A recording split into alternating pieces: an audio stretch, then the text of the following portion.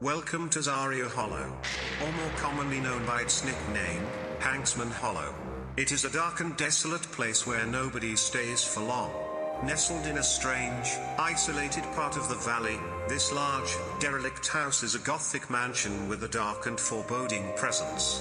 It is owned by Reinhard Hendrickson, a mysterious figure said to still haunt the estate, although no one in town has dared to confirm this rumor.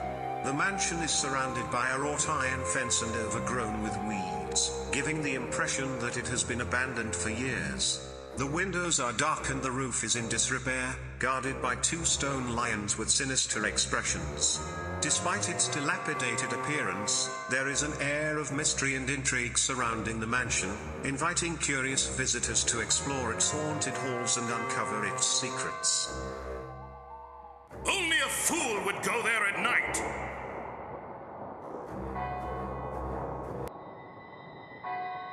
The moon! It's full!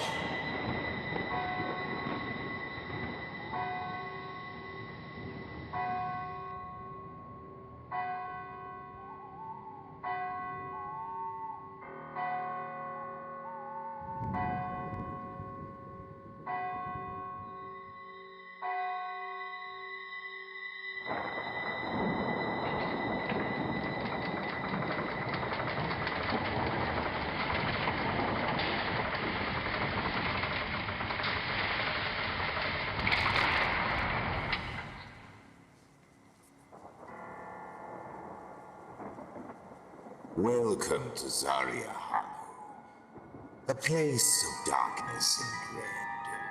I am Reinhard Hendrickson, the keeper of this cursed estate and the curator of a collection of strange and unusual artifacts. Follow me as I lead you through the twisted corridors of this haunted mansion, filled with ghosts and otherworldly spirits. This way.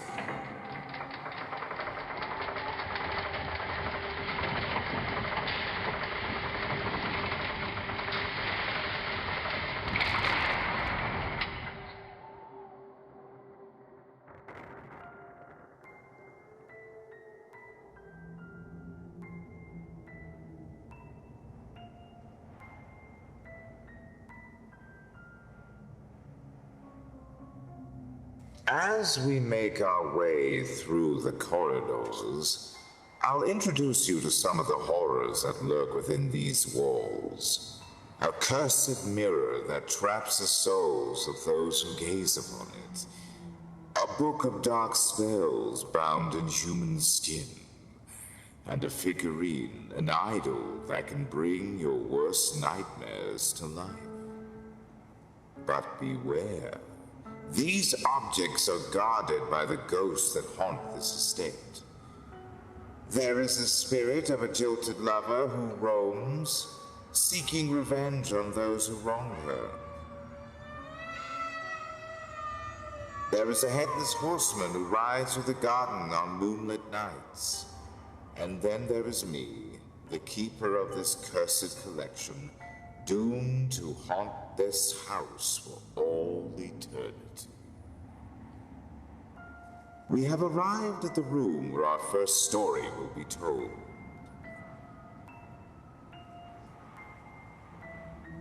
As I open this case and remove this sinister object, I'll give you a hint about the tale I have in store.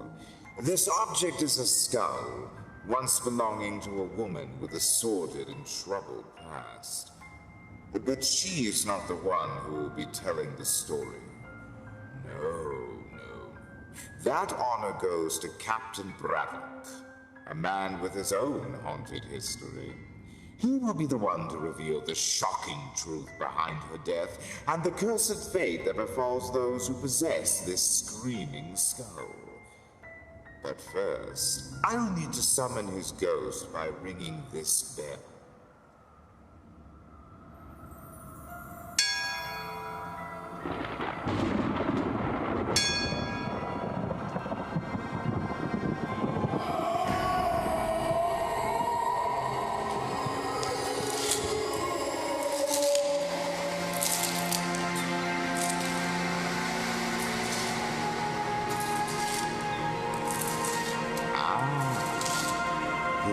begins now.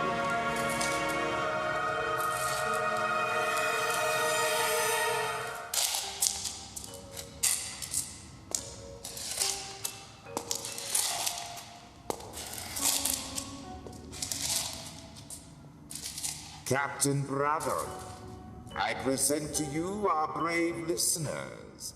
They are eager to hear the tale of the Screaming Skull. Well then, I suppose it's time to begin.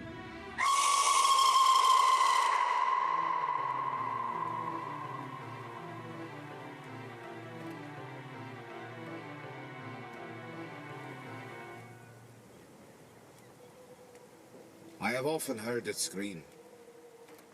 No, I am not nervous, I am not imaginative, and I have never believed in ghosts. Unless that thing is one. Whatever it is, it hates me almost as much as it hated Luke Pratt. And it screams at me. If I were you, I would never tell ugly stories about ingenious ways of killing people.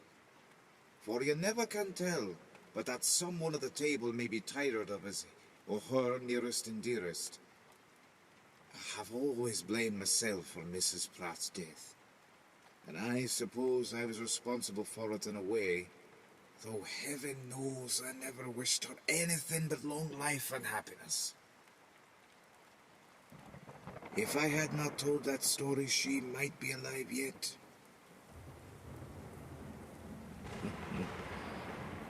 That is why the thing screams at me, I fancy. She was a good little woman, with a sweet temper, all things considered, and a nice, gentle voice. But I remember hearing her shriek once when she thought her little boy was killed by a pistol that went off, though everyone was sure that it was not loaded. It was the same scream, exactly the same, with the sort of rising quaver at the end. You know what I mean? Unmistakable. The truth is, I had not realized that the doctor and his wife were not on good terms. They used to bicker a bit now and then when I was here, and I often noticed that little Mrs. Pratt got very red and bit her lip hard to keep her temper, while Luke grew pale and said the most offensive things. He was that sort when he was in the nursery, I remember, and afterwards at school. He was my cousin, you know, and that is how I came by this house after he died, and his boy Charlie was killed in South Africa. There were no relations left. Yes, it's a pretty little property. Just the sort of thing for an old sailor like me who's taken up gardening. One always remembers one's mistakes much more vividly than one's cleverest things, doesn't one? I've always noticed it.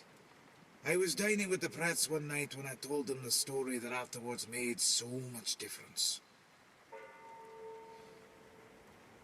It was a wet night in November and the sea was moaning. Hush, if you don't speak, you will hear it now. Do you hear the tide?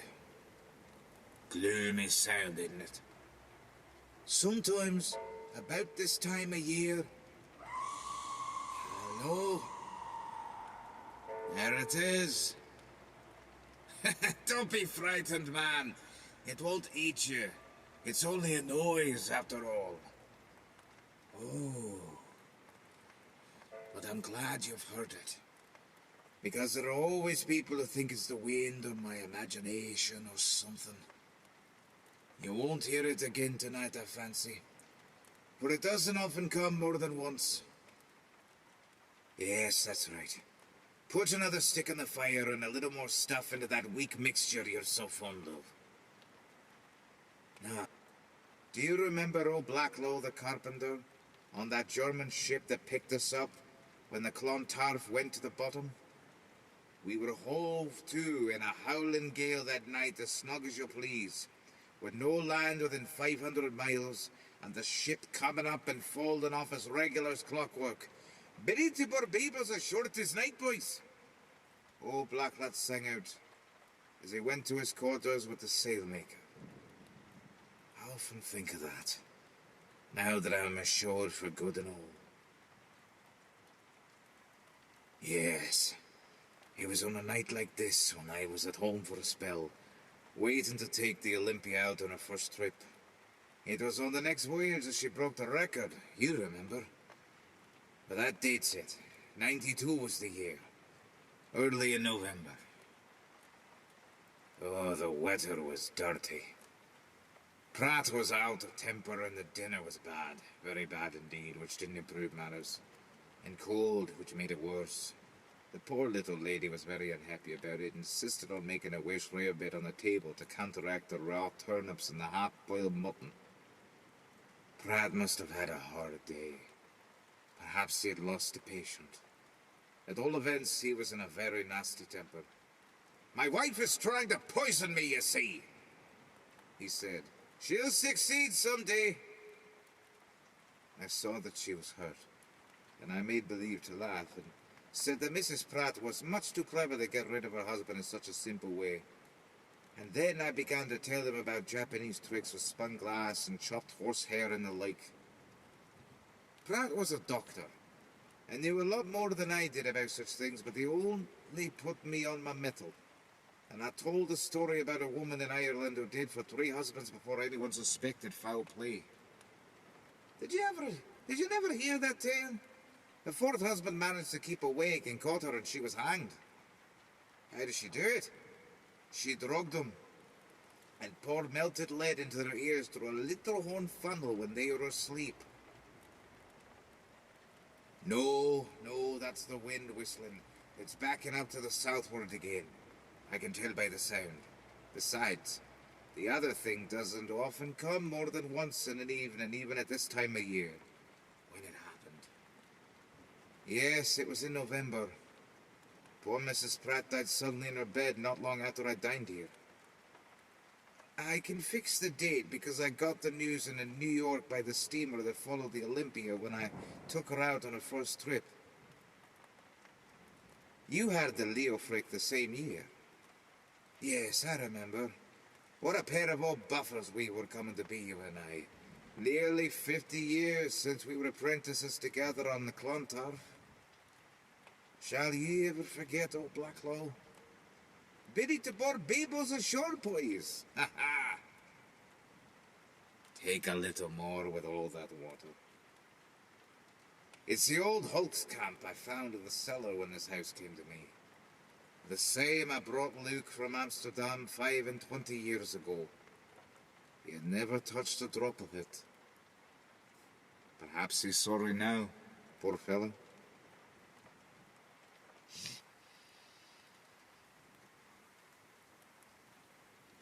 Where did I leave off? I told you that Mrs. Pratt died suddenly. Yes, Luke must have been lonely here after she was dead, I should think. I came to see him now and then, and he looked worn and nervous, and told me that his practice was growing too heavy for him, though he wouldn't take an assistant on any account. Years went on, and his son was killed in South Africa. And after that, he began to be queer. There was something about him not like other people. I believe he kept his senses in his profession to the end. There was no complaint of his having made mad mistakes in cases or anything of that sort, but he had a look about him. Luke was a red-headed man with a pale face when he was young, and he was never stout. In middle age, he turned a sandy grey, and after his son died, he grew thinner and thinner, till his head looked like a skull with parchment stretched over it very tight. And his eyes had a sort of glare in them that was very disagreeable to look at. He had an old dog that poor Mrs. Pratt had been fond of and that used to follow her everywhere. He was a bulldog, and the sweetest tempered beast you ever saw. Though he had a way of hitching his upper lip behind one of his fangs that frightened strangers a good deal. Sometimes of an evening Pratt and Bumble. Bumble? Yeah, that was the dog's name. Used to sit and look at each other a long time, thinking about old times, I suppose. When Luke's wife used to sit in that chair you've got, that was always her place, and This was the doctor's where I'm sitting. Bumble used to climb up by the footstool. He was old and fat by that time, and could not jump much, and his teeth were getting shaky.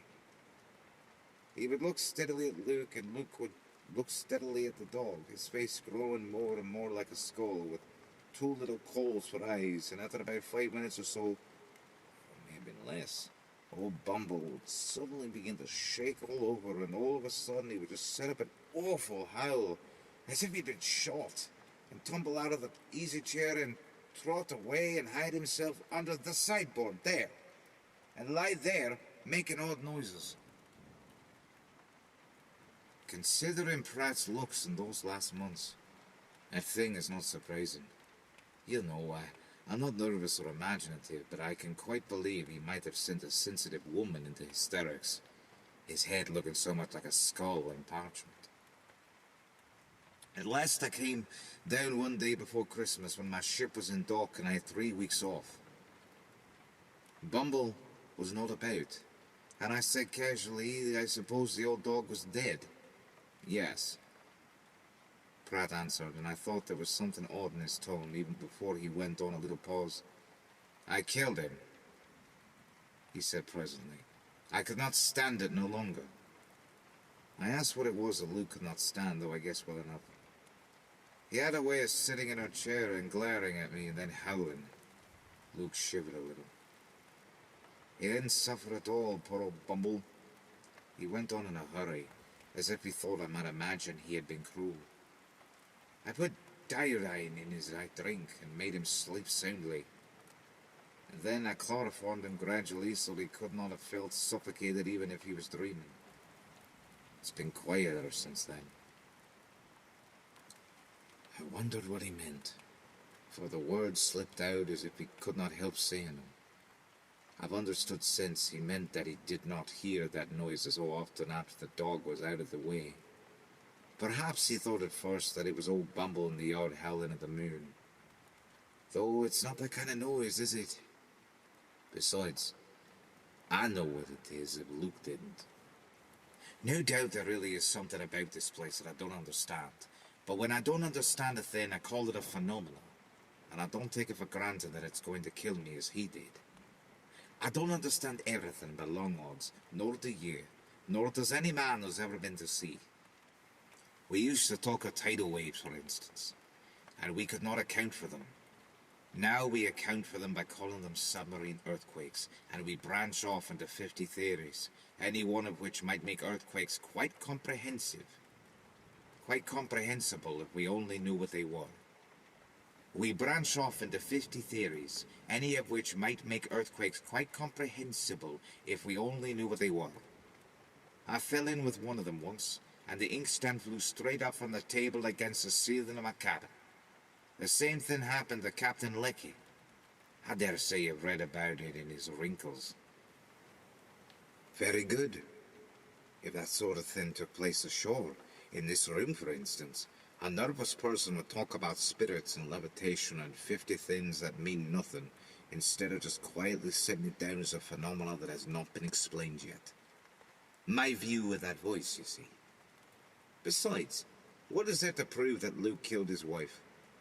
I would not even suggest such a thing to anyone but you.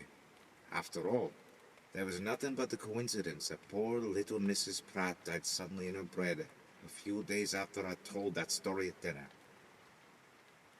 She was not the only woman that ever died like that.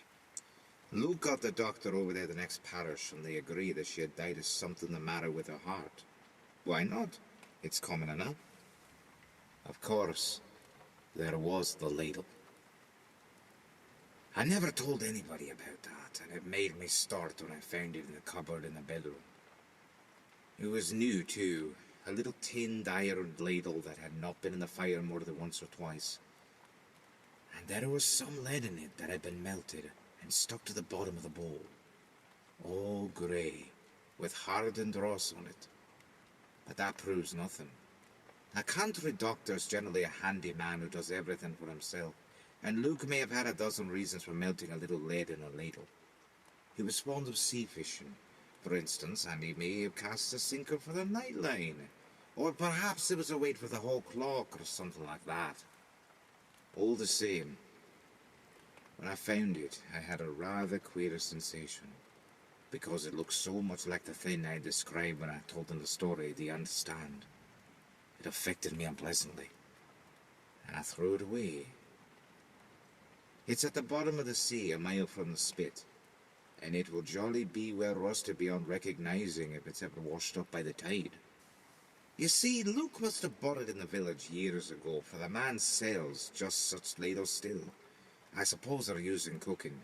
In any case, there's no reason why an inquisitive housemaid should find such a thing lying about with lead in it and wonder what it was.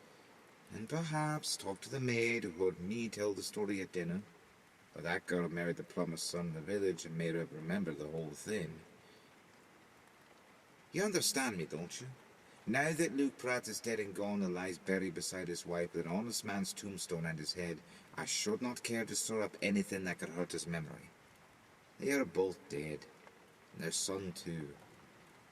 There was trouble enough about Luke's death as it was. How? He was found dead on the beach one morning, and there was a coroner's inquest. There were marks in his throat, but he had not been robbed. The verdict was that he had been come to his end by the hands or teeth of some person or animal unknown. For half the jury thought it might have been a big dog that had thrown him down and gripped his windpipe, though the skin of his throat was not broken. No one knew at what time he had gone out nor where he had been. He was found lying on his back above high water mark, and an old cupboard bandbox that had belonged to his wife lay under his hand open.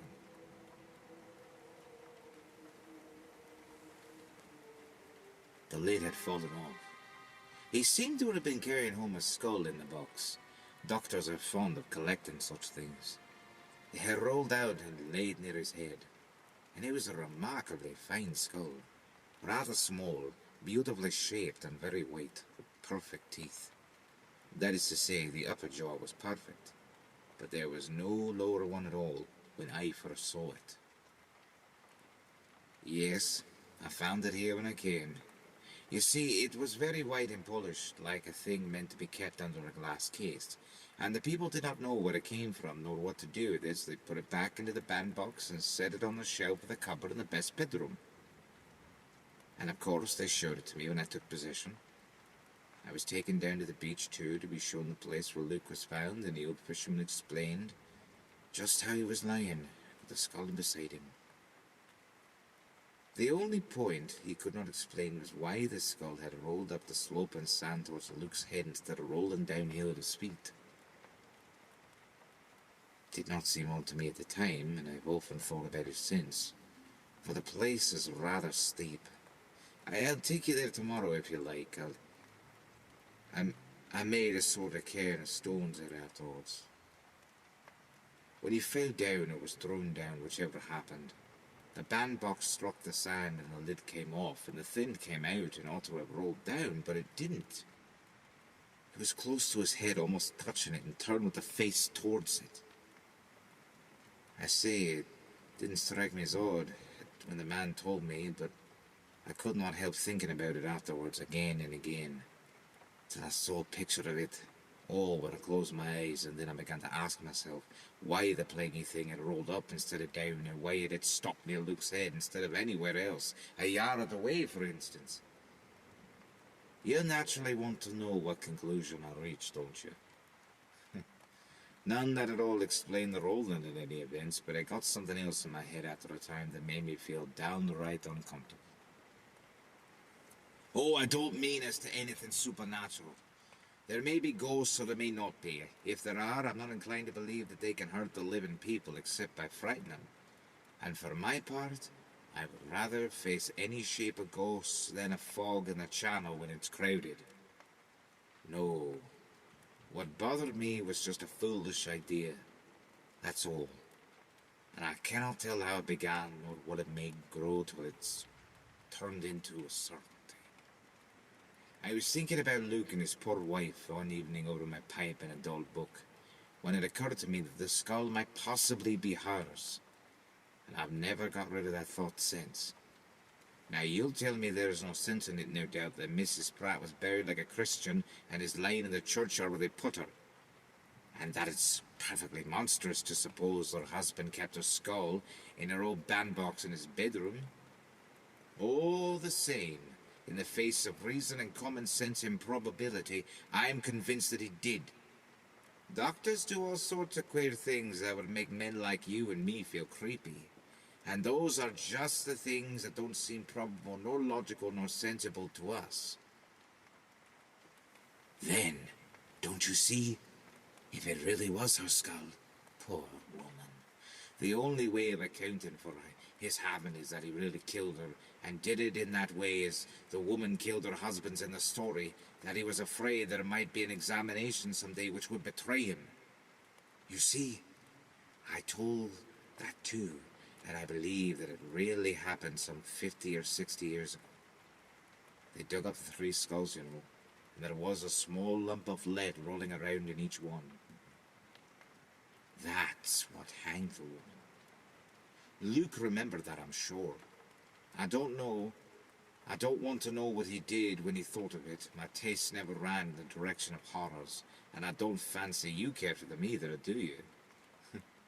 No, if you did, you might supplant what is wanting to the story. It must have been rather grim, eh? I wish I did not see the whole thing so distinctly, just as everything must have happened. He took it the night before she was buried, I'm sure, after the coffin had been shut and when the servant girl was asleep. I would bet anything. That's when he got it. He put something under the sheet in its place to fill it up and look like it. What do you suppose he put there under the sheet? I don't wonder you take me up on what I'm saying. First I tell you that I don't want to know what happened, and then I hate to think about horrors, and I describe the whole thing to you as if I'd seen it. I'm quite sure that it was her work bag that he put there. I remember the bag very well, for she always used it of an evening. It was made of brown plush, and when it was stuffed full, it was about the size of... you understand. Yes, there I am at it again. You may laugh at me, but you don't live here alone. Where it was done. And he didn't tell Luke the story about the melted lead.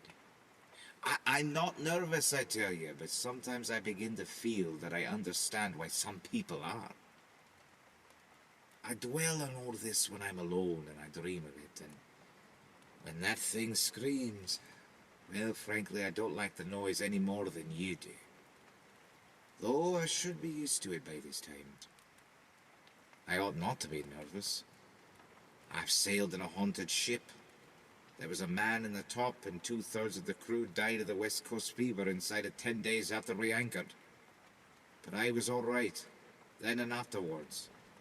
I have seen some ugly sights too, just as you have, and all the rest of us. But nothing ever stuck in my head in the way this does. You see, I've tried to get rid of the thing, but it doesn't like that. It wants to be there in its place in Mrs. Pratt's bandbox in the cupboard in the best bedroom. It's not happy anywhere else. How do I know that? Because I've tried it.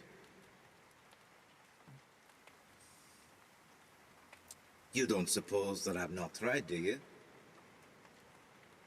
As long as it's there, it only screams now and then, generally at this time of year. But if I put it out of the house, it goes on all night. And no servant will stay here 24 hours. As it is, I've often been left alone, and have been obliged to shift myself for a fortnight at a time. No one from the village would ever pass a night under the roof now, and as for selling the place or even letting it, that is out of the question. The old woman said that if I stay here, I shall come to a bad end myself before long. I'm not afraid of that.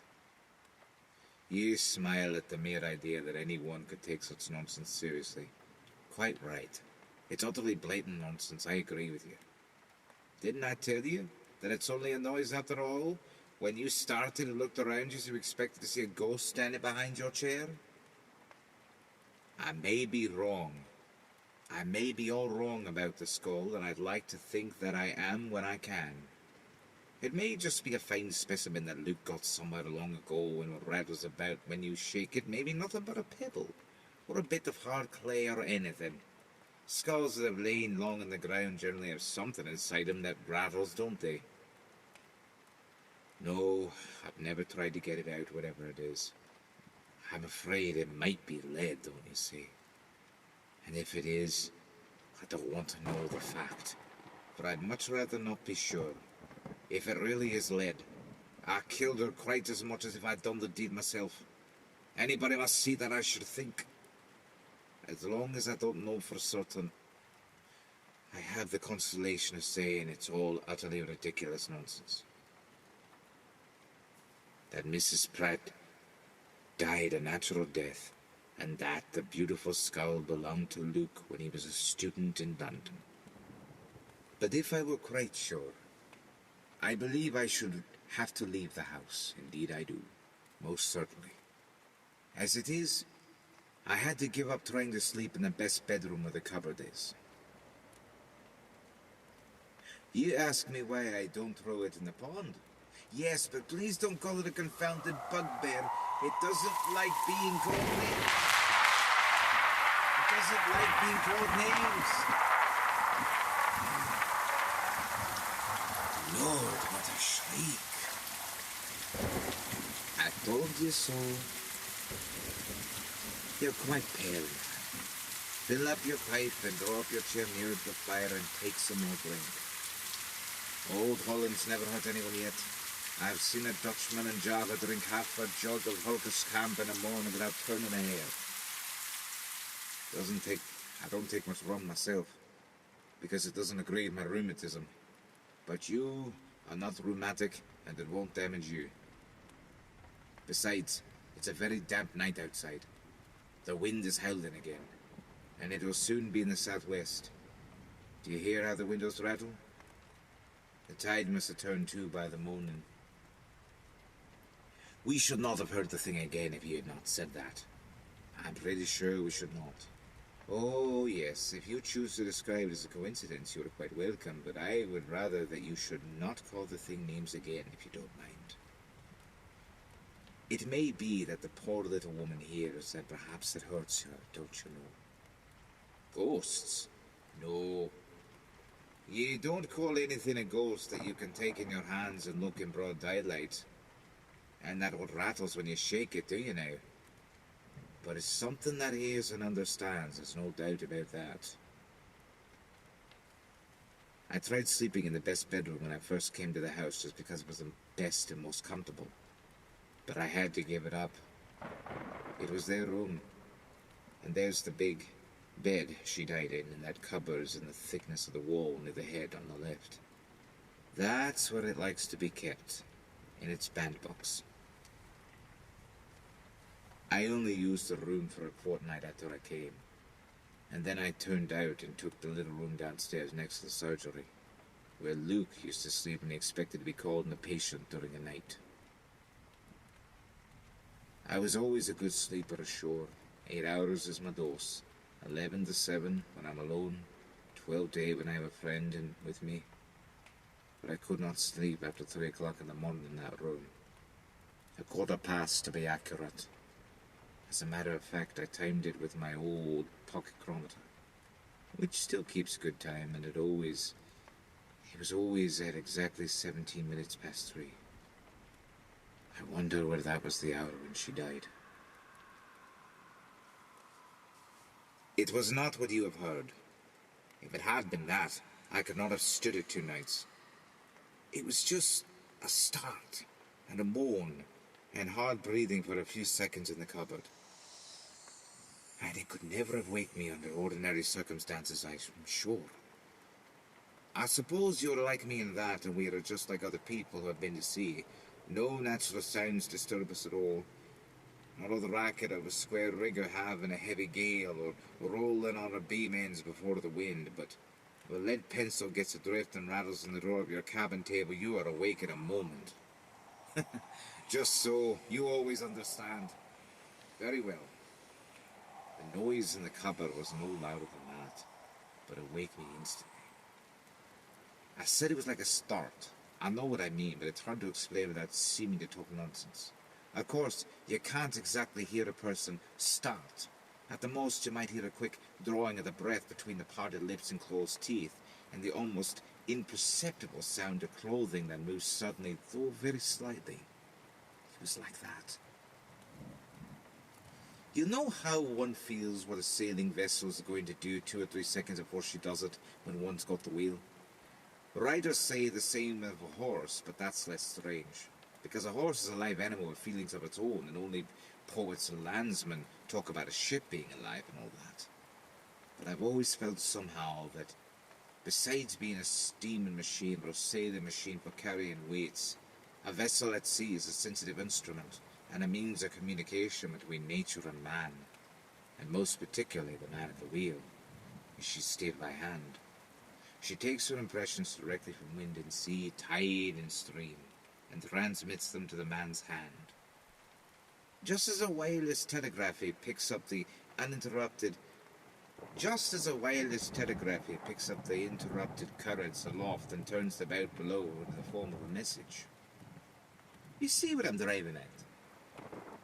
I feel that something started in the cupboard, and I felt it so vividly that I heard it, though that may have been nothing to hear.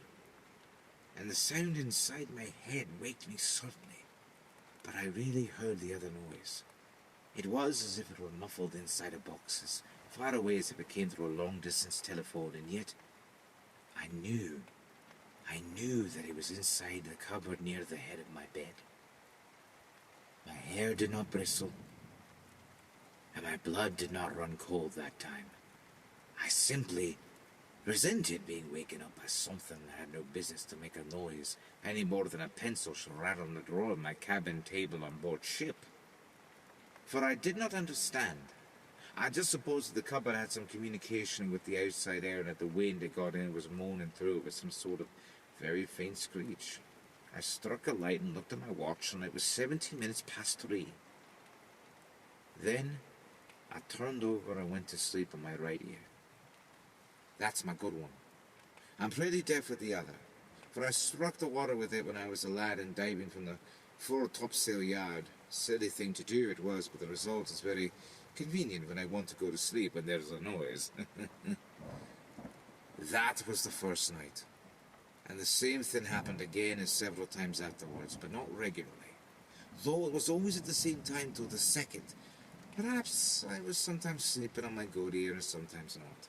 I overhauled the cupboard, and there was no way by which the wind could get in or anything else, for the door makes a good fit, having been meant to keep out moths, I suppose. Mrs. Pratt must have kept her winter things in it, for it still smells of camphor and turpentine. After about a fortnight, I had enough of the noises, so far I had said to myself that it would be silly to yield to it and take the skull out of the room. Things always look differently by daylight, though, don't they? But the voice grew louder. I suppose one could call it a voice, and it got inside my deaf ear, too.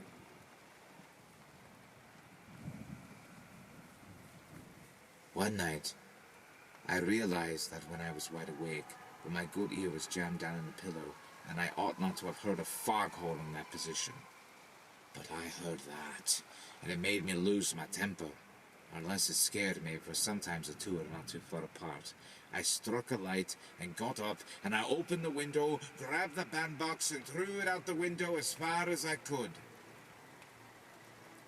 Then, my hair stood on end.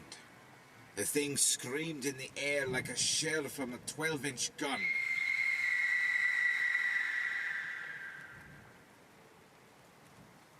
It fell on the other side of the road.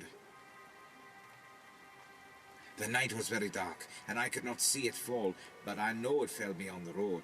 The window is just over the front door. It's 15 yards to the fence, more or less, and the road is 10 yards wide. There's a thick, set hedge beyond, along the glebe that belongs to the vicarage. I did not sleep much more that night. It was not more than half an hour after I had thrown the bandbox up when I heard a shriek outside like what we've had tonight. But worse, more despairing, I should call it. And it may have been my imagination, but I could have sworn that the screams come nearer and nearer each time. I lit a pipe And I walked up and down for a bit, then took out a book and got sat up reading. And I'll be hanged if I can remember what I read or even what the book was. For every now and then, a shriek came up that would make a dead man turn in his coffin. A little before dawn, someone knocked on the front door. There was no mistaking that for anything else, and I opened my window and looked down, for I guess that somebody wanted the doctor, supposing the new man had taken in Luke's house. I was rather relieved to hear a human knock after all that awful noise. Now, you cannot see the door from above owing the little porch. The knocking came again, and I called out asking who was there, but nobody answered, though the knock was repeated. I sang out again and said that the doctor did not live here any longer. There was no answer, but it occurred to me that it might have been some old countryman who was stone deaf, so I took my candle and went down to open the door. Upon my word, I was not thinking of the thing yet, and had almost forgotten the other noises. I went down convinced that I should find someone outside on the doorstep with a message. I set the candle on the hall table so that the wind should not blow it out when I opened. When I was drawing the old-fashioned bolt, I heard the knocking again. It was not loud, and it had a queer, hollow sound, now that I was close to it. I remember, but I certainly thought it was made by some person who wanted to get in. It wasn't. There was nobody there. But as I opened the door inwards, standing a little on one side so as to see out at once, something rolled across the threshold and stopped against my foot.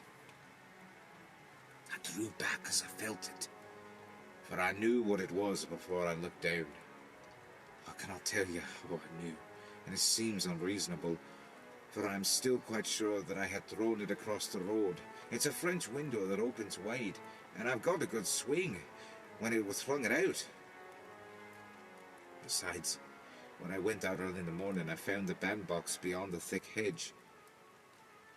You may think it opened when I threw it, and that's the skull dropped out, but that's impossible, for nobody could throw an empty cupboard box so far. It's out of the question. You might as well try to fling a ball of paper 25 yards or a blown bird's egg. To go back, I shut and bolted the hall door, picking the thing up carefully and put it on the table beside the candle. I did that mechanically, as one instinctively does the right thing in danger without thinking it at all, unless one does the opposite. It may seem odd, but I believe my first thought had been that somebody might come and find me there on the threshold while it was resting against my foot, lying a little at the side and turning one hollow eye up to my face as if it were to accuse me. The light and the shadow from the candle played in the hollows of the eyes as it stood on the table, so that they seemed to open and shut at me.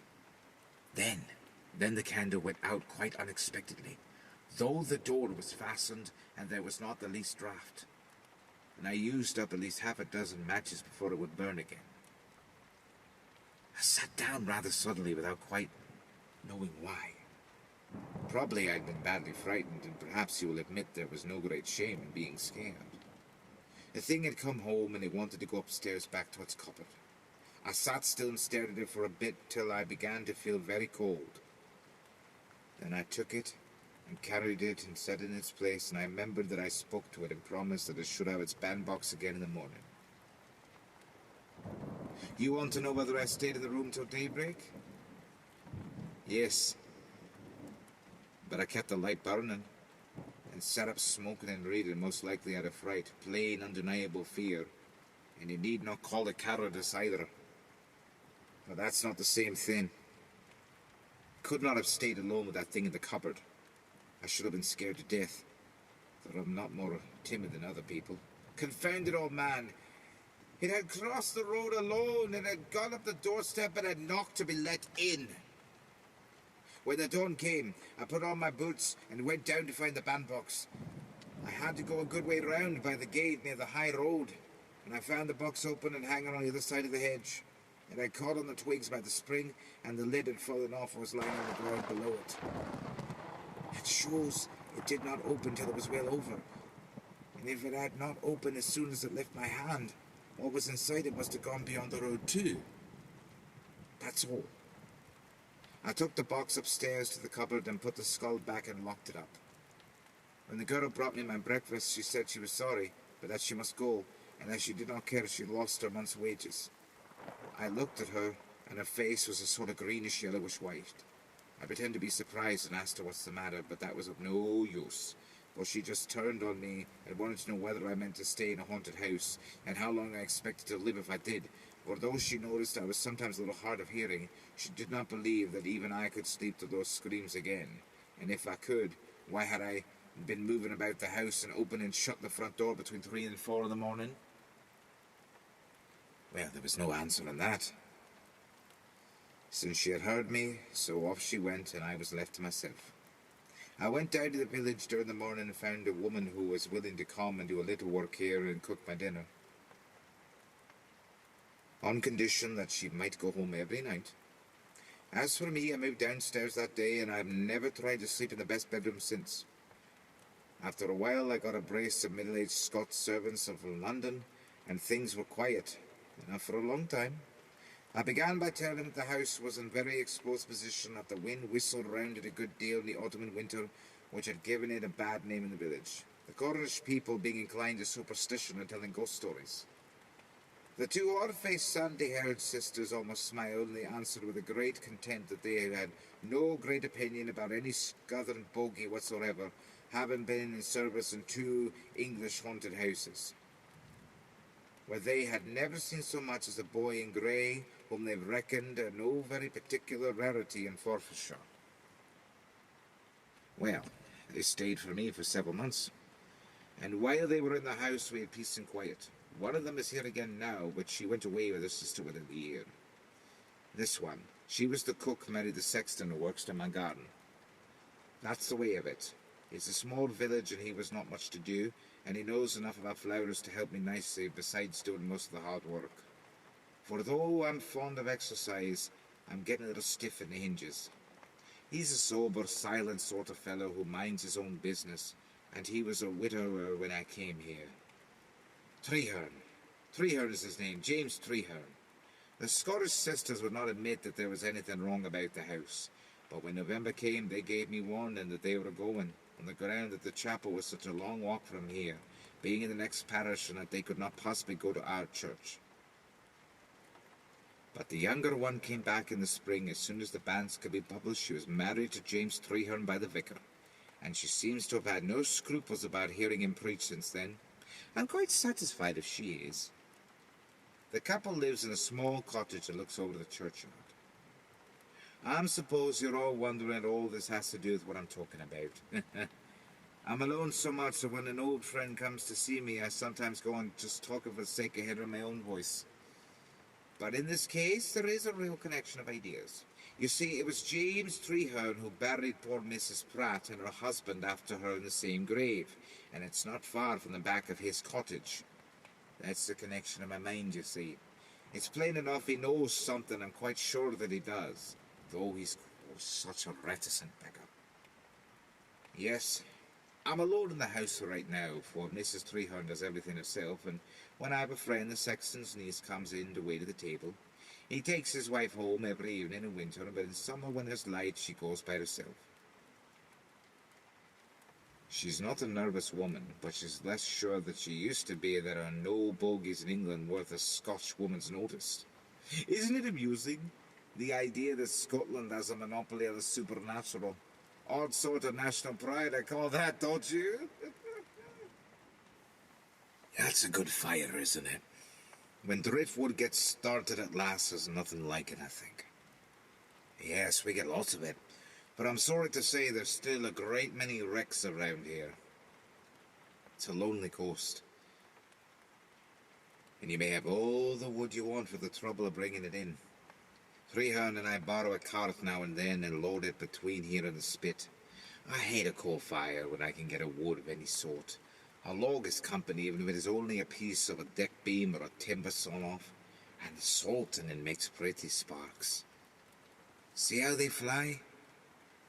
Like Japanese hand fireworks. Upon my word, with an old friend and a good fire and a pipe, one forgets all about that thing upstairs, especially now the wind is moderated. It's only a lull, though, and it'll blow a gale before morning. You think you would like to see the skull? I have no objection. There's no reason why you shouldn't have a look at it. And you never saw a more perfect one in your life, except that there are 2 front teeth missing in the lower jaws. Oh yes, I'd not told you about the jaw yet. Treehorn found it in the garden last spring when he was digging a pit for a new asparagus bed. You know we make asparagus beds 6 or 8 feet deep here. Yes, I'd forgotten to tell you that. He was digging straight down just as he digs a grave.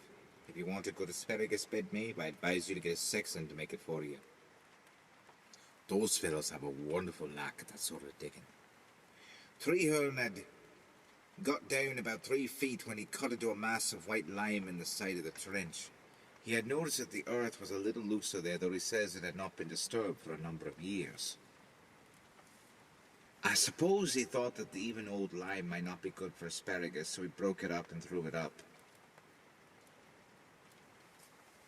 It was pretty hard, he says, in biggish lumps, and out of sheer force of habit he cracked the lumps with a spade as they lay outside the pit beside him. The jawbone of the skull dropped out of one of these pieces. He thinks he must have knocked out the 2 front teeth in breaking up the lime, but he did not see them anywhere. He's a very experienced man at such things, as you may well imagine, and he said at once that the jaw had probably belonged to a young woman, and that the teeth had been complete when she died. He brought it to me and asked if I wanted to keep it, and if I did not, he said he would drop it into the next grave he made in the churchyard, as he supposed it was a Christian jaw and ought to have had decent burial, whatever the rest of the body might be. I had told him that doctors often put bones in quicklime to whiten them nicely, and I suppose Dr. Pratt had once done a little lime pit in the garden for that purpose, and he'd forgotten the jaw. Treehorn looked at me quietly. Maybe it fitted that skull that used to be in the cupboard upstairs, sir, he said. Maybe Dr. Pratt put the skull into the lime to clean it or something. And when he took it out, he left the lower jaw buried. There's some human hair sticking in the lime, sir. I saw there was, and that was what Treehorn said. If he did not suspect something, why in the world should he have suggested that the jaw might fit the skull? Besides, it did. That's proof that he knows more than he cares to tell.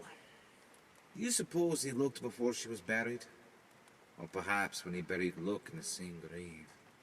Well, it's of no use to go over that, is it? I said I would keep the jaw with the skull, and I took it upstairs and fitted it in its place. There's not the slightest doubt about the 2 belonging together, and together they are. Treehorn knows several things. We were talking about plaster in the kitchen a while ago, and he happened to remember that it had not been done since the very week Mrs. Pratt died. He did not say that the mason must have left some line in the place, but he thought it, and that it was the very same lime he had found in the asparagus pit. He knows a lot. Treehorn is one of your silent beggars who can put 2 and 2 together. That grave is very near the back of his cottage too, and he's one of the quickest men with a spade I've ever saw. If he ever wanted to know the truth, he could, and no one else would ever be the wiser unless he chose to tell. In a quiet village like ours, people don't go and spend the night in a churchyard to see where the sexton potters about by himself between 10 o'clock and daylight.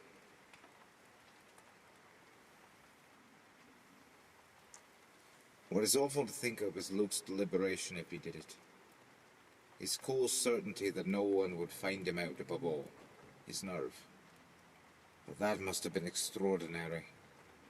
I sometimes think it's bad enough to live in a place where it was done. If it really was done. I always put in the condition, you see, for the sake of his memory, a little bit for my own sake too.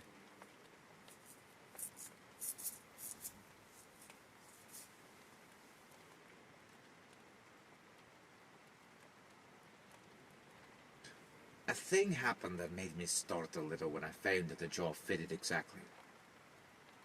I'm not very easily startled in that way myself, but I have seen people make a quick movement, drawing their breath sharply when they had thought they were alone, and suddenly turned and saw somebody very near them.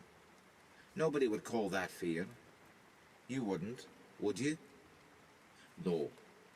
Just when I had set the jaw in its place under the skull, the teeth closed sharply on my finger. It felt exactly as if it were biting me hard, and I confess that I jumped before I realized that it might have been pressing the jaw and the skull together in my other hand. I assure you I was not at all nervous. It was broad daylight too, and a fine day, and the sun was streaming into the best bedroom. It would have been absurd to be nervous. It was only a quick mistaken impression, but it really made me feel queer. Somehow it made me think of the funny verdict of the coroner's journey on Luke's death. By the hand, or teeth, of some person or animal unknown. Ever since that, I'd wished I'd seen those marks on his throat, though the lower jaw was missing then. I have often seen a man do insane things with his hands and he does not realize it all. I once saw a man hanging on by an old awning, stop with one hand, leaning backwards outboard, with all his weight on it, and he was just cutting the stop with the knife with his other hand when I got my arms around him. We were in mid-ocean going in 20 knots. He had not the smallest idea what he was doing. Neither had I. When I had managed to pitch my finger between the teeth of that thing, I can feel it now. It was exactly as if it were alive and were trying to bite me. It would if it could, for I know it hates me, poor thing. Do you suppose that what rattles about in it really is a bit of lead? Well, I'll get the box down presently, and if whatever it is happens to drop out into your hands, that's your affair. If it is only a clod of earth or a pebble, the whole matter would be off my mind, and I don't think I should ever think of the skull again.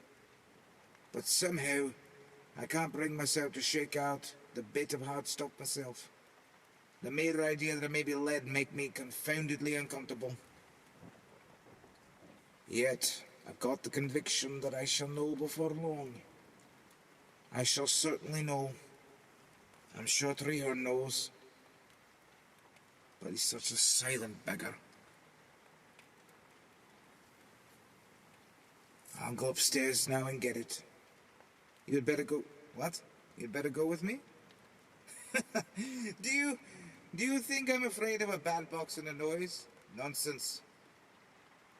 Bother the candle, it won't light. As if the ridiculous thing understood what it's wanted for. Look at that, the third match. They light fast enough for my pipe. There, do you see? It's a fresh box. It's out of the tin safe where I keep the supply and I account of the dampness. Oh, you think the wick of the candle may be damp, do you? All right. I'll leave the beastly thing in the fire. That won't go out of all events. Yes, it sputters a bit, but it will keep lighted now. It burns just like any other candle, doesn't it? The fact is, candles are not very good around here. I don't know where they come from, but they have a way of burning low occasionally. With a greenish flame that spits tiny sparks, and I'm often annoyed by their going out by themselves. It can't be helped. But it will be long before we have electricity in our village. It really is a rather poor light, isn't it?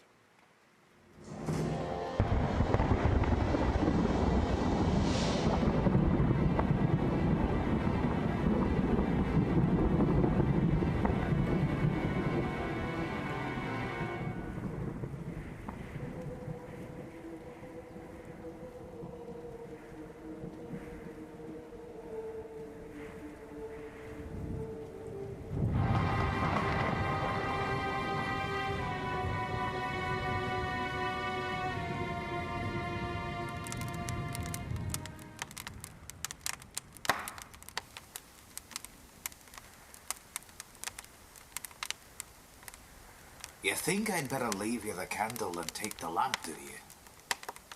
I don't like to carry lamps about, that's the truth. I never dropped one in my life, but I've always thought I might, and it's so confoundingly dangerous if you do. Besides, I'm pretty well used to these rotten candles by this time. You may as well finish that glass when I'm getting it. but I don't mean to let you off with lesson 3 before you go to bed. You won't have to go upstairs either, for I put you in the old study next to surgery. That's where I live myself. The fact is, I never ask a friend to sleep upstairs now. The last man who did was Krakendorp, and he said he was kept awake all night. You remember old Crack, don't you? He stuck to the service, and they just made him an admiral. Yes, I'm off now unless the candle goes out. I couldn't help asking if you remembered Krakendorp. If anyone had told us that the skinny little idiot he used to be would turn out to be the most successful of the lot of us, we should have laughed at the idea, shouldn't we? You and I did not do so badly, it's true, but I'm really going now. I don't mean to let you think that I've been putting it off by talking, as if there'd be anything to be afraid of. If I were scared, I should tell you so quite frankly and get you to go upstairs with me.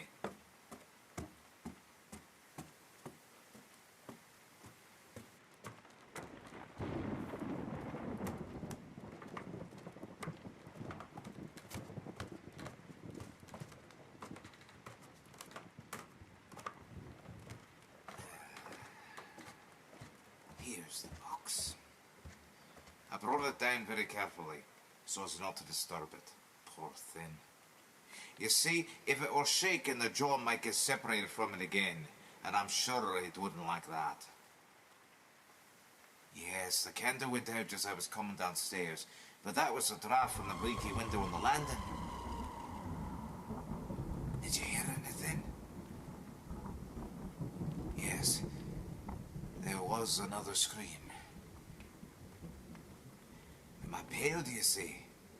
That's nothing. My heart is a little queer sometimes, and I went upstairs too fast. In fact, that's one reason why I really prefer to live altogether on the ground floor. Wherever that shriek came from, it was not from the skull, for I had the box in my hand when I heard the noises, and here it is now. So we have proved definitely that the screams are produced by something else. I have no doubt I shall try to find out someday what makes them. Some crevice in the wall, of course, or a crack in the chimney, or a chink in the frame of the window. That's the way all ghost stories end in real life. Oh, do you know, I'm jolly glad I thought of going up and bringing it down for you to see. For that last shriek settles the question. To think. To think that I should have been so weak as to fancy the poor skull could really cry out like 11th. Now I'll open the books, and we'll take it out and look at it under the bright light. It's rather awful to think that the poor lady used to sit there, in your chair, evening after evening, in just the same light, isn't it? But then, I've made up my mind that it's all rubbish from beginning to end, and that's just an old skull that Luke had when he was a student, and perhaps he put it in the lime merely to whiten it and could not find the jaw.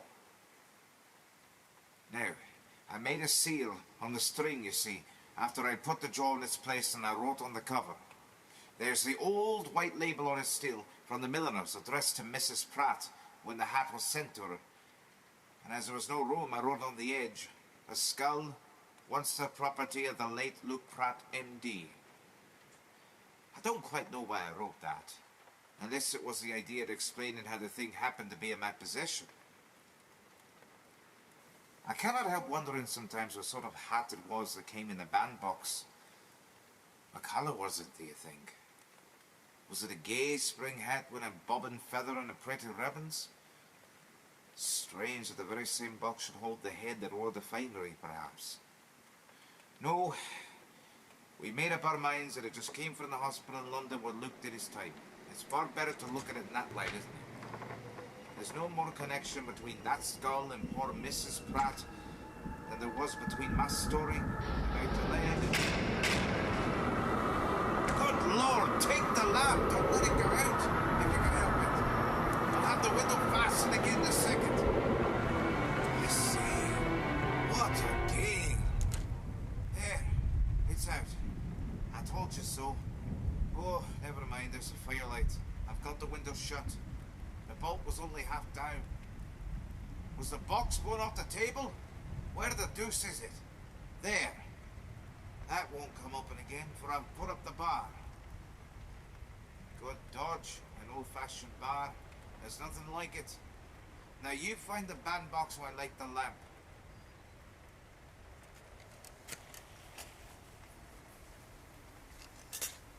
Confound those wretched matches.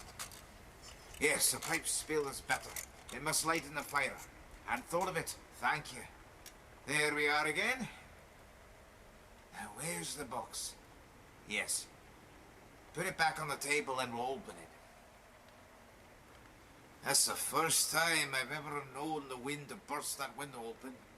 But it was partially carelessness on my part when I'd last shut it. Yes. Yes, of course I heard the scream.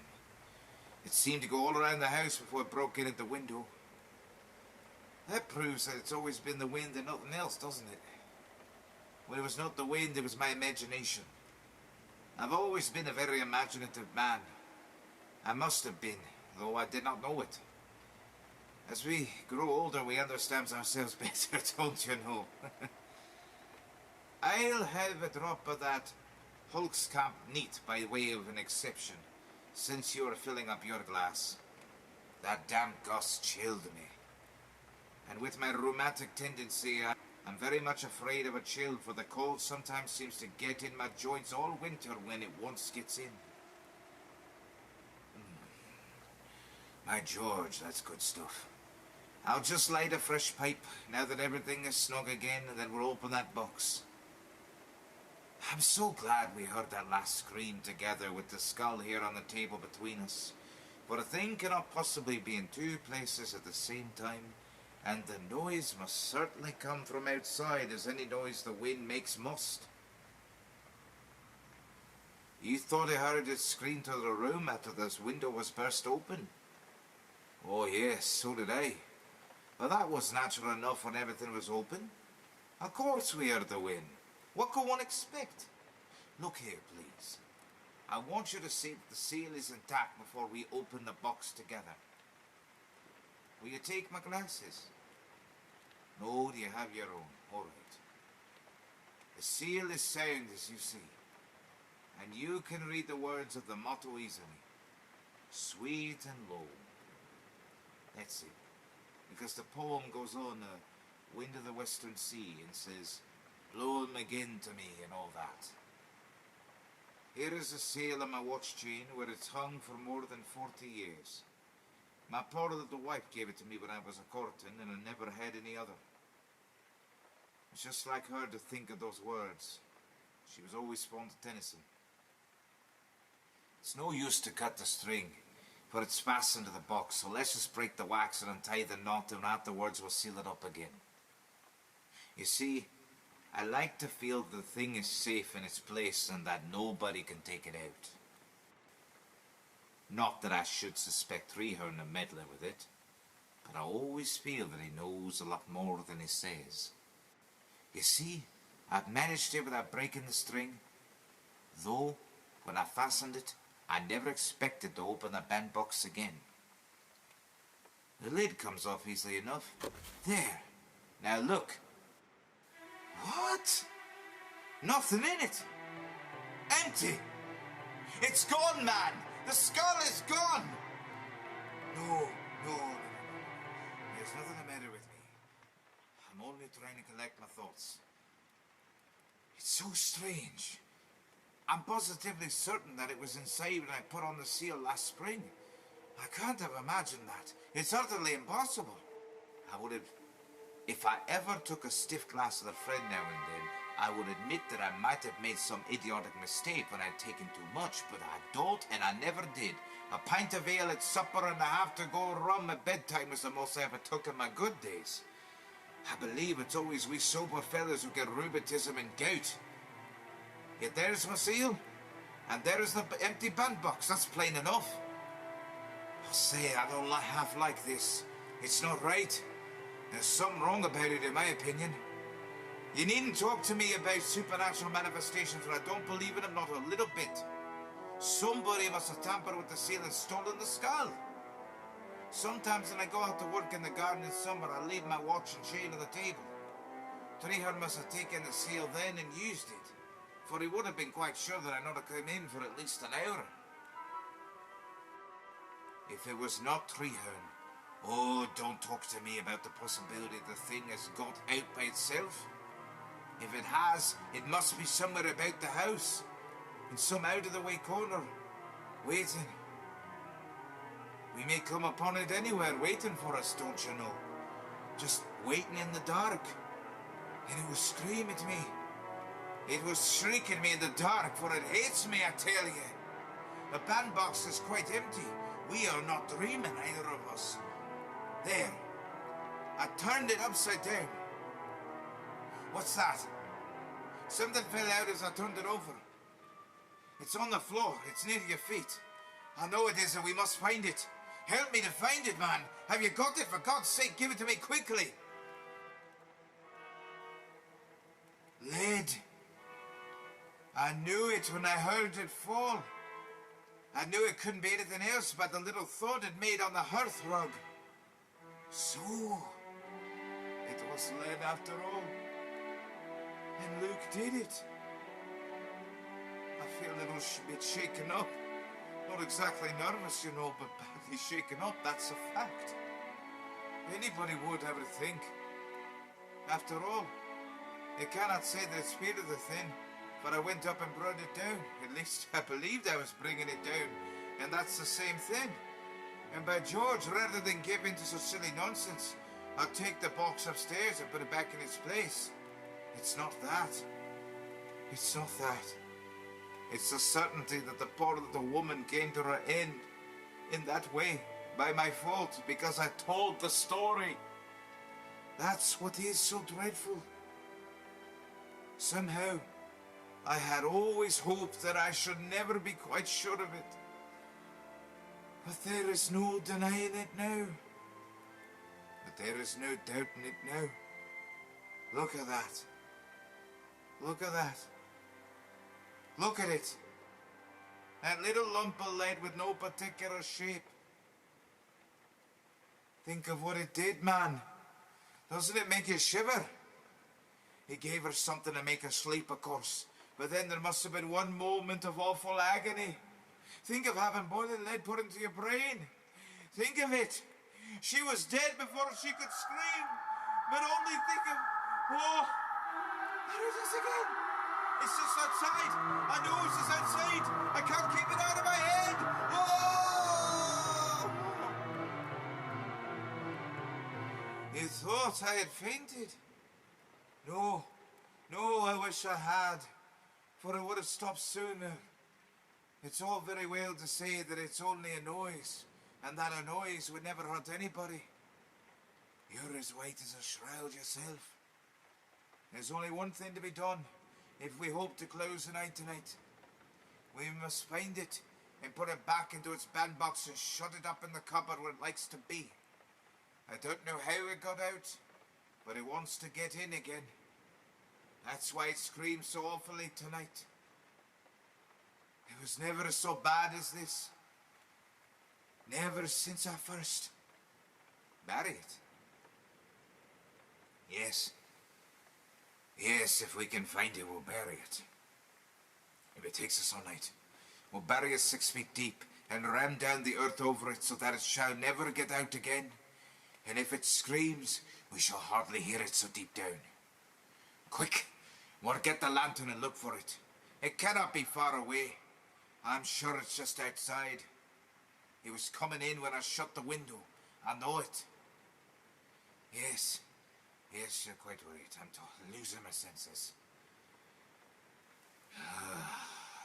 And I must get hold of myself. Don't speak to me for a minute or two. I'll sit quite still and keep my eyes shut and repeat something I know. That's the best way. Add together the altitude, the latitude, and the polar distance. Divide by 2 and subtract the altitude from the half-sum, then add the logarithm of the secant of the latitude, the casecant of the polar distance, the cosine of the half-sum, and the sine of the half-sum minus the altitude. There. Don't say that I'm out of my senses, for my memory is all right, isn't it? Of course, you can say that it's mechanical. And that we never forget the things that we learned when we were boys and have used almost every day for a lifetime. But that's the very point. When a man is going crazy, it's the mechanical part of his mind that gets out of order and that won't work right. He remembers things that never happened, or he sees things that aren't real. Or he hears noises when there's perfect silence. That's not what the matter is with either of us, is it? Come, we'll get the lantern and go round the house. It's not raining, only blowing like old boots, as we used to say. The lantern is in the cupboard under the stairs in the hall, and I've always kept it trimmed in case of a wreck. Nor used to look for the thing? I don't see how you can say that. It was nonsense to talk of burying it, of course, for it doesn't want to be buried. It wants to be back in its base. Nor used to look for the thing. I don't see how you can say that. It was nonsense to talk of burying it, of course. For it doesn't want to be buried. It wants to go back into its bandbox and be taken upstairs, poor thing. Treeherne took it out, I know, and made the seal over again. Perhaps he took it to the graveyard, or he may have meant well. I dare say he thought that it would not scream any more if it were quietly laid in consecrated ground near where it belongs. But it has come home. Yes, that's it. He's not a half-bad fellow, Treeherne, and rather religiously inclined, I think. Does not that sound natural, reasonable, and well meant? He supposed it screamed because it was not decently buried with the rest, but he was wrong. How should he know that it screams at me because it hates me and because it's my fault that there was that little lump of lead in it? Nor used to look for it anyhow? Nonsense. I tell you it wants to be found. Hark. What's that? Knocking. Do you hear it? Knock, knock, knock. 3 times. And then it paused. And then again. It has a hollow sound, isn't it? It has come home. I've heard that knock before. It wants to come in and be taken upstairs in its books. It's at the front door. Will you come with me? We'll take it in. Yes, I own that I don't like to go alone and open the door. The thing will roll in and stop against my foot just as it did before, and the light will go all out. I'm a good deal shaken by finding that bit of lead, and besides, my heart isn't quite right. Too much strong tobacco, perhaps. Besides, I'm quite willing to own that I'm a bit nervous tonight, if I never was before in my life. That's right. Come along. I'll take the box with me so as to not have to come back. Do you hear the knocking? It's not like any other knocking I ever heard. If you hold this door open, I can find the lantern under the stairs by the light from this room without bringing the lamp into the hall. It would only go out. That thing knows we're coming. Hark. It's impatient to get in. That'll be the usual trouble with the matches, I suppose. No? The first one, by Jove. I tell you it wants to get in, so there's no trouble. All right, with that door now. Shut it, please. Now come, and hold the lantern, for it's blowing so hard outside. For I shall have to use both hands. That's it. Hold the light low. Do you hear the knocking still? Here goes. I'll open just enough with my foot against the bottom of the door. Now! Catch it! It's only the wind that blows it across the floor, that's all. There's half a hurricane outside, I tell you. Have you got it?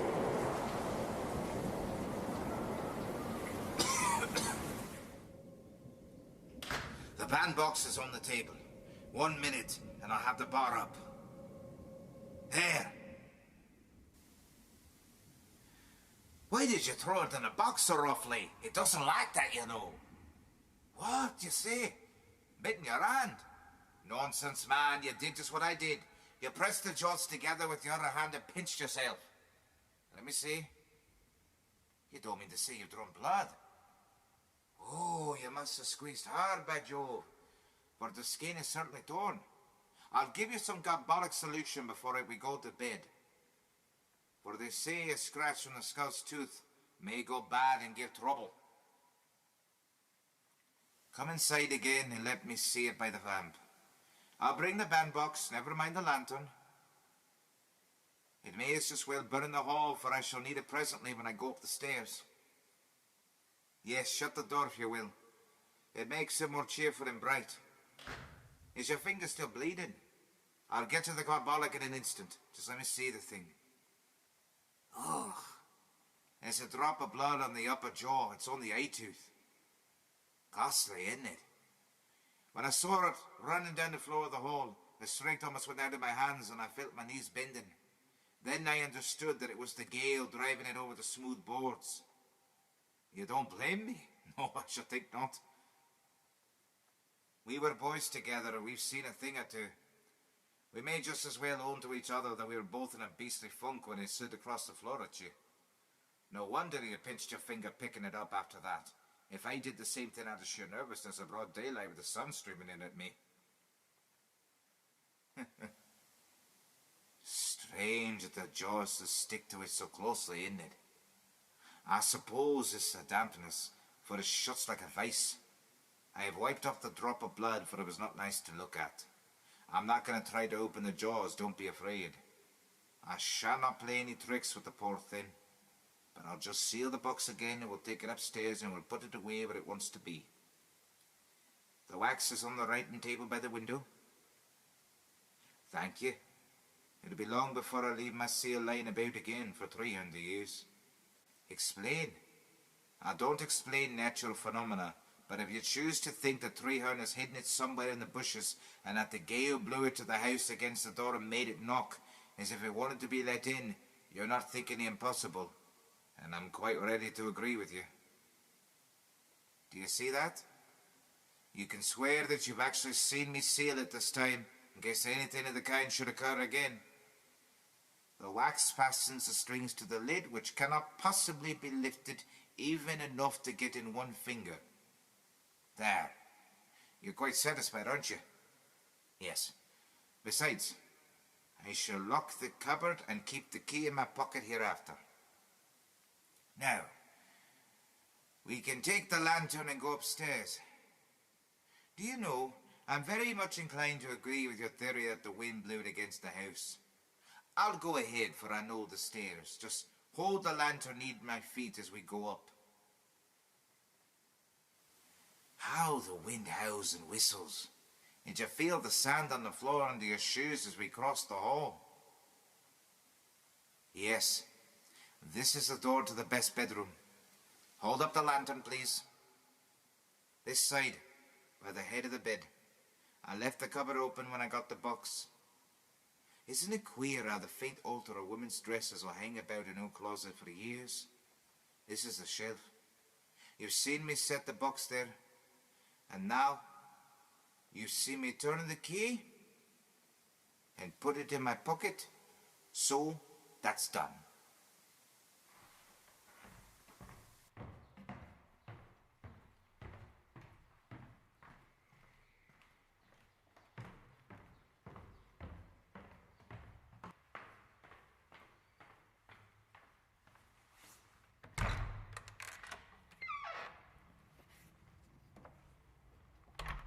Good night. Are you sure you're quite comfortable? Now, that's not much of a room, but I dare say you would as soon sleep here as upstairs tonight. If you want anything, sing out. There's only a lath and plaster partition between us. There's not so much wind on this side by half. There's the Hollands on the table, if you'll have one more nightcap. No? Well, do as you please. Good night again. And don't dream about that thing, if you can.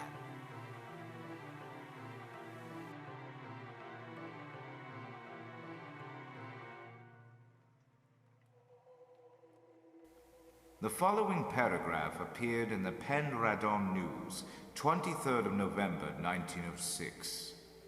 Mysterious death of a retired sea captain. The village of Treadcombe is much disturbed by the strange death of Captain Charles Braddock, and all sorts of impossible stories are circulating with regard to the circumstances which certainly seem difficult of explanation. The retired captain, who had successfully commanded in his time the largest and fastest liners belonging to one of the principal transatlantic steamship companies, was found dead in his bed on Tuesday morning in his own cottage, a quarter of a mile from the village. An examination was made at once by the local practitioner, which revealed the horrible fact that the deceased had been bitten in the throat by a human assailant with such amazing force as to crush the windpipe and cause death. The marks of the teeth of both jaws were so plainly visible on the skin that they could be counted. But the perpetrator of the deed had evidently lost the 2 lower middle incisors. It is hoped that this peculiarity may help to identify the murderer, who can only be a dangerous escaped maniac. The deceased, though over 65 years of age, is said to have been a man of considerable physical strength, and it is remarkable that no signs of any struggle were visible in the room, nor could it be ascertained how the murderer had entered the house. Warning has been sent to all the insane asylums in the United Kingdom, but as of yet, no information has been received regarding the escape of any dangerous patient. The coroner's jury returned the somewhat singular verdict that Captain Braddock came to his death by the hands or teeth of some person unknown. The local surgeon is said to have expressed privately the opinion that the maniac is a woman, a view he deduces from the small size of the jaws as shown by the marks of the teeth. The whole affair is shrouded in mystery. Captain Braddock was a widower and lived alone. He leaves no children.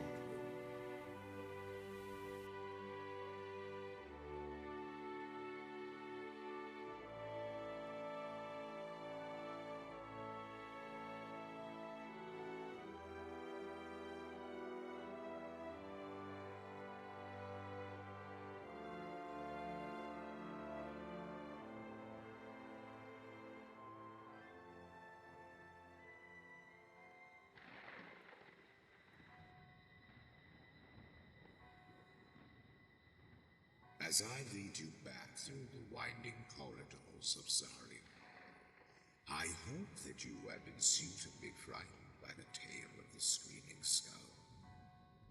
But do not think that this is the only horror that dwells within these walls.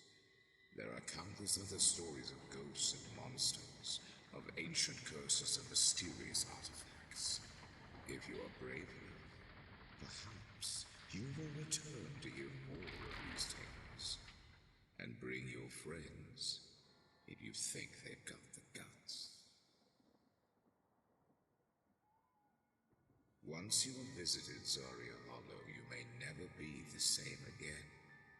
The horrors you have heard may haunt you for the rest of your days, but if you do choose to come back, I will be waiting, ready to share more of the darkest secrets within this mansion. Until then, farewell.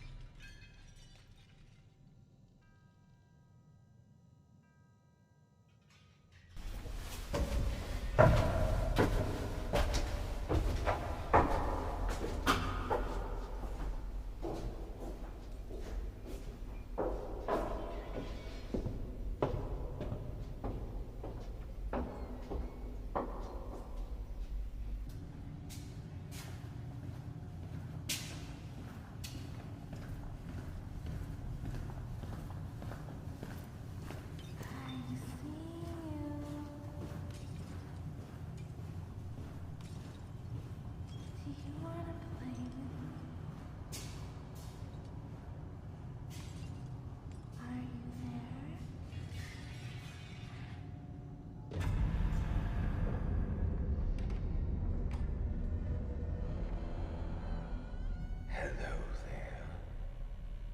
You seem to have found your way to the back stairs of my estate, the forbidden corners of Zaria Hollow. You seem to be searching for something, and I believe I know what it is. You've heard the rumors of the dangerous artifact hidden deep within the back stairs, the one that can foretell the future and recall the past, the one that has driven an entire country half mad with fear. Yes, it's true. This artifact exists. It's an old-fashioned radio.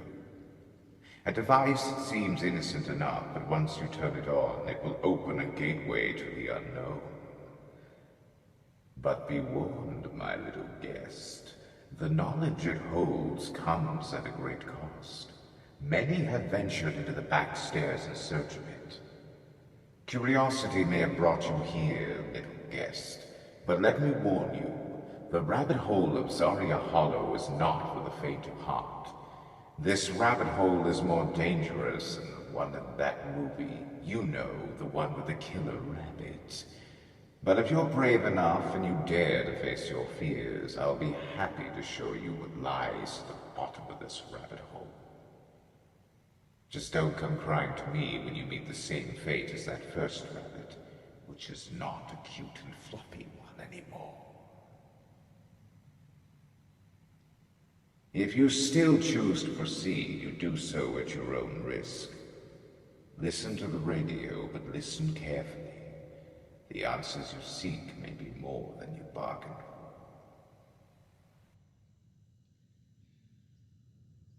The Screaming Skull, you say? A legend that has been passed down for generations, but legends are not always what they seem. Allow me to tune the radio to a frequency that will reveal the true story of Bettiscombe Manor and the infamous Screaming Skull. In 1685, Azariah Pinney, the Lord of Bettiscombe Manor, was banished to the West Indies for his allegiance to the Duke of Monmouth. A man of acute business sense, Pinney made good his exile and prospered in the God-forsaken colony, accruing a vast fortune which was turned over to his heirs on his death. 2 generations were to pass before any of Azariah's kin dared set foot on English soil. It was his grandson, John Frederick, who returned to England in 1734 to reclaim the family seat in Dorset, bearing considerable riches and a Negro servant from the Isles. However, shortly after their arrival in the country, Frederick's manservant, Isaac, was stricken with a malady that racked his body for days and only eased when the wretched fellow approached death. It was on his deathbed that old Isaac, who had served the family well, pleaded with his master that he must be taken back to his homeland for burial. If not, a terrible curse would befall the manor and all who lived therein. A phlegmatic man, John Frederick was not given to superstition, and duly ignored his slave's dying wish, discreetly burying his body in the local churchyard. It was then that the howling came. At first, many thought it a prank played by schoolchildren, defying one another to remain in the churchyard after dark. But when one of the youngsters returned home, ashen-faced and shaken with fear after hearing a strange groan emerge from one of the graves, the games stopped, and few would enter the graveyard again, and the wailing continued, louder than ever, a wild, keening sound that chilled the soul and which could be heard for miles around. The villagers knew the source of the shrieking, but Frederick would not heed their desperate pleas, and refused to disinter the remains of his servant, and so the howling was joined by tremors and thunderclaps that shook the very foundations of Bettiscombe Manor. It seemed as if Isaac's corpse had risen from his defiled grave and was hammering angrily at the doors and shutters of his former household. If Isaac couldn't rest in peace, neither would his master. The din was appalling, but it had its desired effect. Almost. Finally, 2 sleepless months after Isaac's burial, John Frederick wearily succumbed to the inevitable and exhumed the body of his servant. In such haste was the deed done that Isaac's rotting head was rudely detached from his body. Yet rather than return Isaac's complete remains to the West Indies, Frederick shipped his body back for burial, but kept the skull as a ghoulish memento of his recent travails. The skull was deposited in the loft, and the Lord of Bettiscombe Manor retired for an early night, comforted by the belief that he had done all in his power to appease Isaac's vengeful spirit, and a blissful silence descended upon the village once more. And so it stayed, until John Frederick's own death a decade later. However, the new occupant of the manor, William Thornton, had not been apprised of the skull's presence, and upon seeing its ghastly village, had it thrown into a pond behind the house. He instantly learned the error of his hasty actions, as an ear-splitting scream rent the air and drove him to the sanctuary of his manor. Quick were his neighbors to inform him of the nature of the cry, and the penalty for ignoring old Isaac's wishes. But Thornton was a proud man, and steadfastly rejected any attempts to retrieve the skull and let it defile his house again. No matter how much Isaac's ghost bellowed into the night sky, or raged against the manor with his phantom fists, Thornton would not yield. Nor would he accept the accusation that Isaac's clamorous protestations were responsible for an unaccountable crop failure that year, or for the mysterious death of livestock in the region. It was to prove a fatal stand. On a bitterly cold January morning, the Lord of Bettiscombe Manor was found in a state of collapse by the edge of the pond, dressed only in a sodden nightshirt. Driven mad with fatigue, his spirit had finally broken, and he had stayed up the long night, raking the pond for the accursed skull, to no avail. He spent the rest of his short, tormented life on a sickbed in the wing furthest from the pond, but he could not shut out the damnable screeching. Within a year of taking possession of Bettiscombe Manor, William Thornton, a man of rugged health and fierce temperament, was dead, having faded to a shambling shadow of his former self. After his funeral, held many miles from Isaac's former resting place, a handful of villagers recovered the screaming skull from the pond, stole into Bettiscombe Manor under cover of dark, and restored the dread relic to the loft, and there it languished, content and quiet, for well over 100 years, as each of the manor's subsequent proprietors wisely paid greater heed to the legend of the screaming skull than their ill-fated predecessors. Most would never visit the loft, lest they encounter Isaac's spectre in a less charitable mood. But when Bettiscombe Manor passed into the hands of Charles Pomeroy in the early part of this century, events took a bizarre turn. The new owner, a modern gentleman of liberal disposition, promptly removed the skull, now encrusted in dust and a curiously sticky residue, had it polished, and reinstated the grisly heirloom to a more prominent position in the household. It was a well-meaning gesture and an effort on Pomeroy's part to return some measure of dignity to the memory of the former resident of the manor. He could not have imagined what followed. On the eve of the Great War, a torrent of blood issued from the cracks in Isaac's newly veneered skull, staining the mantelpiece on which it stood, and the blood would not cease. So shocked were visitors to the manor that Pomeroy was forced to return the weeping artifact to the loft. There it remained, reportedly oozing blood when the outbreak of war was imminent.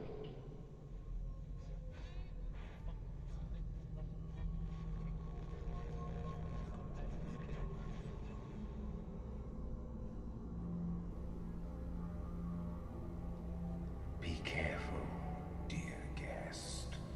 The past has a way of catching up with those who dare to disturb it. I suggest you leave this place before the screams find